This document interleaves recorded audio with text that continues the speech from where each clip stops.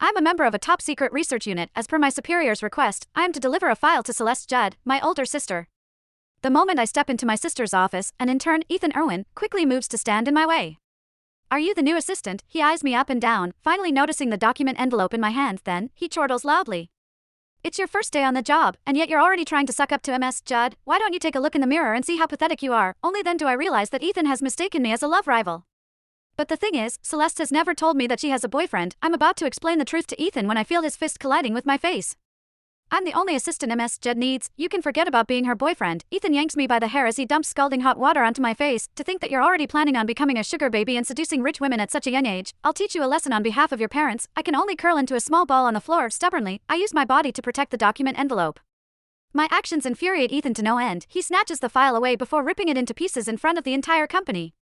He even says fawningly to Celeste, "Ms. Judd, your new assistant sure is a bold one for trying to seduce you, but don't worry, for I've already taught him a lesson." Chapter: What a shameless, brazen man, daring to set his sights on Ms. Judd when Ethan's right there. He's about to regret it.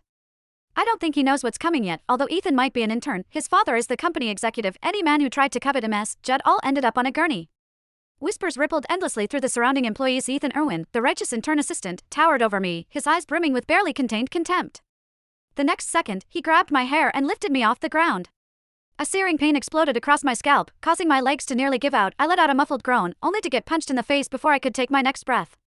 "You're a man, why are you moaning like that? Who are you trying to seduce here? I'm telling you, Ms. Judd is out for a meeting and won't be in the office today. You'd better forget those dirty thoughts of yours, otherwise, I'll make you regret ever setting foot in here." I suppressed the raging fury inside me as I prepared to explain myself. My phone, which had fallen to the floor at one point, started ringing. I fixed my gaze on the screen, and it was Daniel Wilson, my supervisor, calling.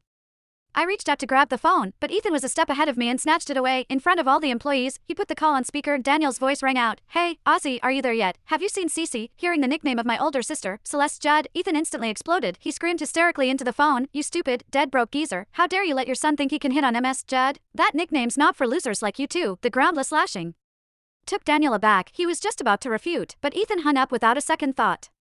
"What are you waiting for, Ethan? Just get rid of him. Look at how calculating he looks. Maybe some broke father heard Ms. Judd was hiring for an assistant, and he wanted his son to take the chance and marry into her family." Ethan's lackey stood at the side, hands on his hips as he sized me up and down with unmasked mockery. I gritted my teeth and, ignoring the pain from my scalp, tremblingly explained, "I'm not here for the assistant." Before I could finish my sentence, a piping hot drink came splashing all over my face. At that moment, that same searing pain from earlier, only now 10 times worse, bloomed across my entire body.